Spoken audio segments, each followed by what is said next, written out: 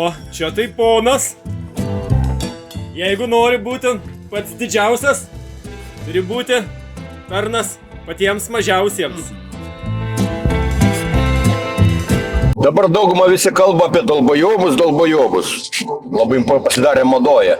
Netgi girdėjau ir politikai kartais jau pavartoja šitą žodį dalbojobai. Iš tikrųjų yra žodis mankurtai. Mankurtas. Kas yra mankurtas? Kiek žinau iš mongolų, čia aišku, tai iš Čingischano laikų. Tai yra nemąstantis kirminas. Visiškai nemąstantis, nežinantis, kas esas. Ir baisiausia tai, kad nenorintis žinoti. Tai yra tobulas vergas. Kaip prijaukintas šuniukas. Tai būtent ir darydavo šitos mankurtus, išvesdavo į dykumą, pririšdavo, uždėdavo kaprangario odą, šviežiai nupjautą, nuskusdavo plaukus, uždėdavo kaprangario odą ir palikdavo kaitroje. Kiek teko skaityti, netgi filmas yra, labai žiaurus filmas, netgi aš pats negalėjau žiūrėti iš tikrųjų šitą filmą apie Čingischano tos laikus. Ir būtent išlikdavo ten, jeigu iš 10 vienas išgyvendavo toj dykumoje, tai čia skaitė jau geras rezultatas skaitydavo. Didžioji dalis tai neištverdavo kančių ir mirdavo, plius nei vandens nieko. Saulės kaitroje. Ir dar iš tos odos pradėdavo plaukai augti ir jie augdavo į smegenis tiesiog, ten į galvą plaukai šitie, kupranagario gyvos dar odos plaukai augdavo. Ir po tokio seanso jis viskas tapdavo nemąstantis kirminas. Nieko nežinantis, nieko nesuprantantis, ką jam pasakė, tą jis daro. Jis neturi nei vardo, nei pavardės, nei kilmės, nieko, nei praeities, nieko. Tiesiog nemąstantis kirminas.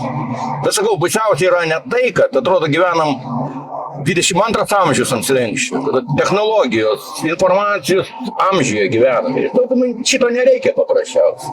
Jiems nereikia savo šaknų, savo praeities. Kas pasakė, buvo taip ir taip. Tarytum nebuvo baltų civilizacijos, tarytum nebuvo, ne. Bet ir nereikia daugumai. Bet gal tai taip ir turi būti, aš nežinau. Kaip ir Jėzus sakė, daug pašauktų, mažai išrinktų. Daug pašauktų, bet mažai išrinktų.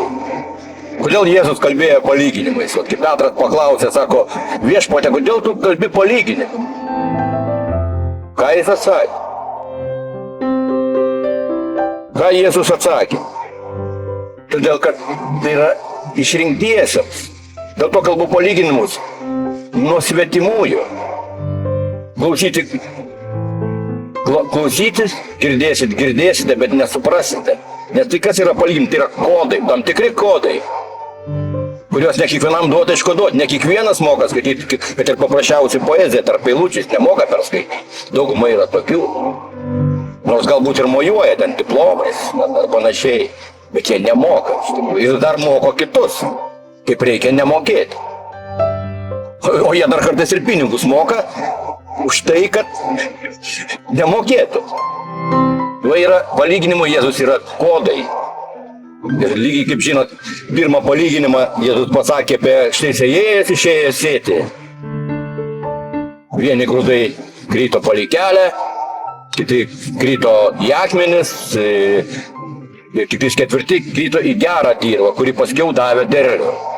Ir vėlgi tas pats Petras paklausė, sako, ką tai reiškia, išaiškink šitą palyginimą.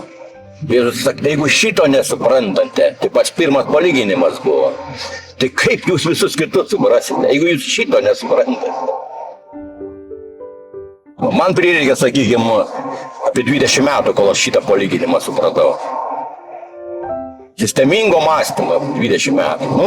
Dėl to, kad aš turbūt nepasižymiu labai dideliais protiniais gabumais, bet kažkaip vis tiek atsivėrė vieną dieną. Prašykite ir bus duota. Ieškokite ir rasite. Belskite ir bus atidaryti. Jeigu duosiu ne dėl savo gerumo, bet bent jau dėl įkyrumo duosiu. Vergas, kaip sako, galiausiai vergas praranda viską. Netgi norą išsilaisvinti iš grandinių. Galutinį, ką jis praranda. Šit ir sako, jeigu tau reiks, išminčiai sako, jeigu tau reiktų rinktis duona ir laisvė, net nesusimastęs rinktis laisvę.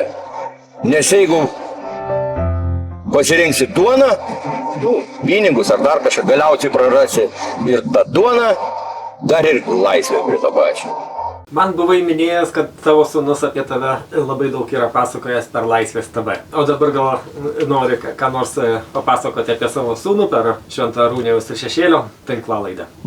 Šiaip daug, jis yra šaumenas, bet jis buvo, nuo pat mažens jis tą turėjo. Ir eilėraščius, tik kalbėti išmoko, jis jau eilėraščius kurdavo.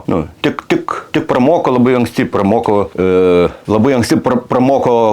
kalbėti, išmoko, bet dar nevaikščiojo netgi. Nemokėjo vaikščioti. Tai buvom net įsigandę, kad, galimai gal iš vis niekad, nevaikščios. Jau visai raiškiai kalbėdavo, ir raštukus jis jau kurdavo ten visokius, ir pamenu, kai ką jis neatsimena, tik pamenu, nuvažiavom su viena draugė, jam 5 metukai buvo, bet jis jau tada šaumenas buvo, aš jam dabar tą priminiau, sakau. Tai nuvažiavom su viena draugė į mišką. Ir jį pasiėmiau aš. Buvo jau ruduo buvo, lapų krūvelės gražiai, sutvarkytas. Ten pusiau miškas, pusiau parkas, taip sakykim. Tai, tie lapų tos krūvos, paruošta išvežimai.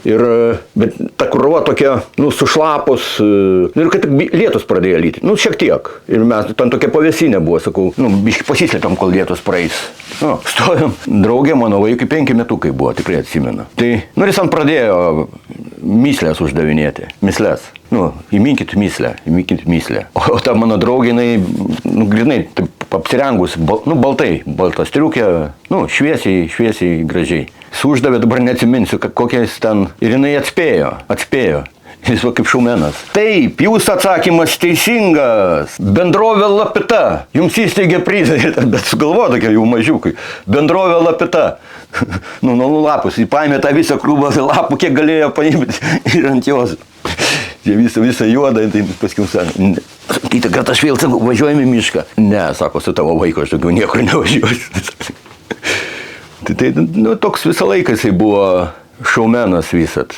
Ir daug paskui ieškojo tų darbų įvairiausių, bet niekas jam netiko, kol pradėjo paskui pats komediją daryti. Bet aš labai daug ir laiko su juo praleisdavau.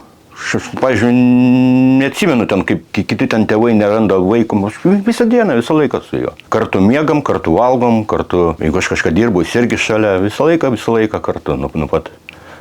Gal dėl to ir labai prisirišęs, nes kai mažiukas buvo, tik 1,5–2 mėnesiai buvo jam, tik dar visiškai mažiukas.